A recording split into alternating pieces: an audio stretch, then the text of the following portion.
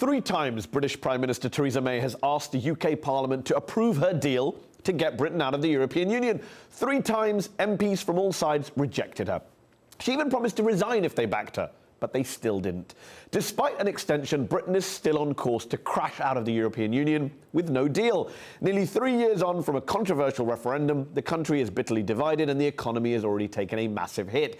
Is it any wonder then that Brexit has been called the UK's biggest political crisis since World War II? And is it time to recognise the Brexit referendum as a catastrophic mistake? Joining me to debate this are Femi Oluwole, an anti-Brexit campaigner and co-founder of the pro-EU group Our Future, Our Choice, and Claire Fox, director of the think tank Academy of Ideas, who's called Brexit a fantastic moment for popular sovereignty. Thank you both for joining me in the arena. Claire, let me start with you.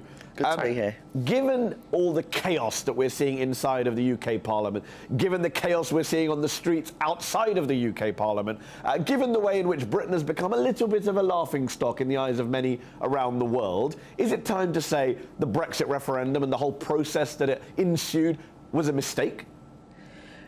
The whole Brexit process has proven to be somewhat traumatic, but I can't emphasise enough to viewers how exciting and brilliant it was that the Brexit vote happened in the first place. And I think the chaos that's ensued is because of a major democratic crisis, which is that the elected parliamentarians in the House of Commons disagree with the electorate, and so consequently you've got this huge clash of a majority of people who voted to leave the European Union were politicised, mobilised, and took that opportunity to, strike a blow for sovereignty.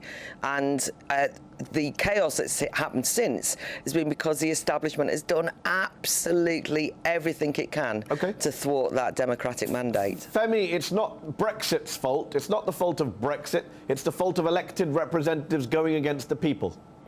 Well, the problem we've got is, the reason why it's such a mess is we took a 52% rejection of our relationship with the EU as if that was somehow a 52% approval for whatever alternate relationship they decided to negotiate after that.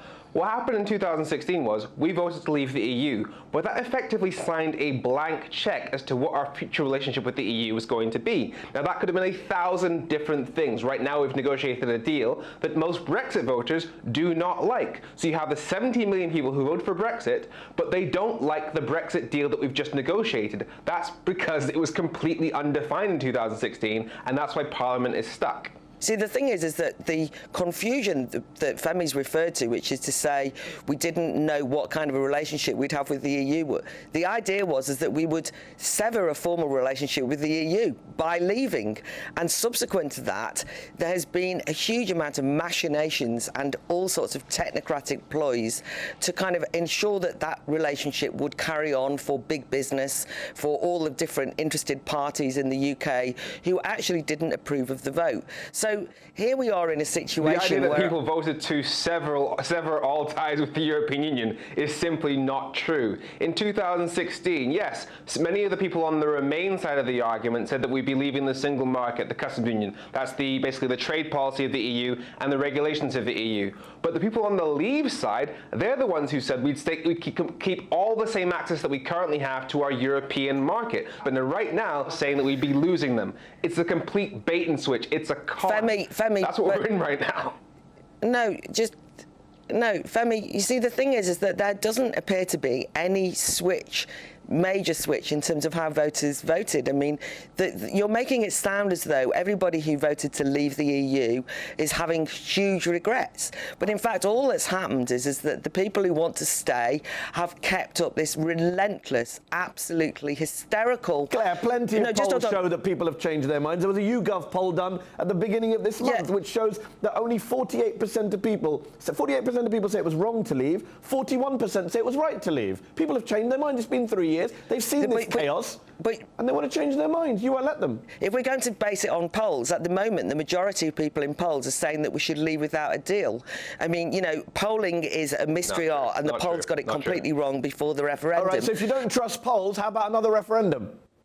No, because do you understand? I think that maybe the viewers will get this. You know, if you're told in all seriousness that this is a really important once-in-a-lifetime constitutional vote, that the outsourcing of that decision has been given to you by Parliament to the public. People were mobilised in their millions, the largest turnout ever in British history. If that happens, and then what happens is you're basically disenfranchised, by the way, and along the line, treated as though and talked about as too stupid, people who were not informed, described and demeaned as racists. When those things are thrown at you, all right, Claire, there have been insults on both sides, as you well know. There have been insults on both sides. That's what's so bad about British politics right now. Let me ask Femi the question. Let me ask Femi the question. I'm trying to explain what it feels like. Understood. Let me put that to Femi then. Femi, you've said that another referendum is the only way to reverse this without civil unrest. Claire's making the point that that's pretty insulting to the people who already voted. 17 million people were told it would be a once-in-a-lifetime vote. It would be the final say. And then you come along and say, well, let's do it all again. Where does it end? Won't we just be endlessly rerunning referendums for the next few years? I do not want, under any circumstances, to rerun the referendum from 2016. That was a terrible referendum. And the reason why it was a terrible referendum was precisely because Brexit had not been defined. We were not told exactly what relationship we were going to have. We have a deal now which takes us out of the European Union, but most people who voted for Brexit do not like Claire, it. What's that? That's why Claire, we're in the what's situation. That old saying, so when the facts change, I change my mind. What do you do? Yes, I don't think the facts have changed. I think something has changed, mind you. Democracy is now in jeopardy. But on this particular deal, Femi and I will agree on how bad it is. And most people who voted Leave thought that and believed that there would be negotiations in good faith. Now people don't think that's what's happened. Hold on, what do you want to see happen, Claire? Just for the sake of our viewers around the world who are struggling to follow no deal, deal, indicative vote, customs union, backstops, 2.0, what do you want to see happen?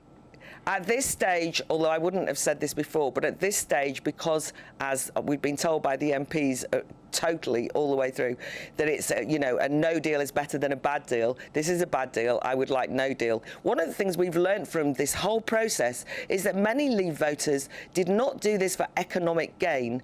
They actually did it on a point of principle about self-determination, freedom. You know, there are more important things than just the economy. Femi, however, Mehdi, you can't get away with that little slur there. There was concern about immigration. Lots of people said immigration was a major factor in their voting decision. That is a fact, Claire. That is not a slur. Anti-immigration or concern about immigration is not anti-immigrant, and confusing those two things would be misleading. Okay, we'll have to agree to disagree on that. Lots of Remain politicians here believe to have that a debate there is not an outbreak of racism in this country. I didn't say that. You said that. So there is not let me an ask outbreak you, what of is your racism. solution right now? If you could wave a magic wand, what is your solution to this undeniable crisis in the UK right now? Claire says walk away, it'll be fine. I'd say that right now that Brexit has fundamentally changed. The two things people wanted, more control over their country and to be better off. We have no deal, which would turn us into the only major economy in the world that doesn't have a trade deal with its closest neighbours, or we have this deal, which would mean we'd have substantially and objectively less control over our country than EU members, given that Brexit does not match up at all with the promises that were made in 2016 and has fundamentally changed. There's only the most democratic and logical thing that the people get to judge which one they prefer, or whether or not they'd want to scrap the whole thing and remain in the European Union. That is the most democratic way forward, because the alternative is to say that people do not get to judge the outcome of this process. Let Claire respond. Okay, the thing that is extraordinary, and maybe people outside the UK don't realise this, is that the campaigners for a second referendum, the people's vote, the take it back to the people, are all people who have campaigned to remain within the UK, within the EU. So, you know, it is interesting that the only campaigners around having a people's vote are the people who want to overturn. Are you seriously, Femi? Please don't tell fibs. So, one of the co-founders of my organisation, Our Future, Our Choice, voted Leave. It is because Brexit has been such a disaster that he has realised that we need to change direction drastically. So one of the co-founders of the people that are calling for this referendum, for a new referendum, voted Leave. Claire, let me ask you this question. You said a while ago that you are adamant that another referendum would be anti-democratic. How does that work? How is only the 2016 referendum the only example of democracy in the UK? Not general elections, not another referendum. Why is that one referendum the only democratic truth? Yeah, no, it's a very important question. Because of the way the referendum was posed, and remember the electorate did not call the referendum, the politicians did, they made it very clear that this was a definitive decision and that they were actually asking voters to make that decision. They told us that this would have to happen. But what you can't do is you can't overturn a referendum result before it's actually been enacted, because if you do that, you destroy trust in politicians. The other thing is, by the way, both mainstream political parties are practically at civil war over this. There's splits in the mainstream. This is, as you'll know, an international phenomena, which is that there is a growing gap and a kind of running out of steam of the technocratic elites all over the place. Femi, do you disagree and in with many that? instances, this is one of the many rebellions against the establishment. Well, firstly, yes, I'd agree that the politicians are in absolute disarray. It's been utter chaos for the past 2 years. But the idea that this is the people versus the establishment, just put yourself in the mind of somebody who is in that parliament right now.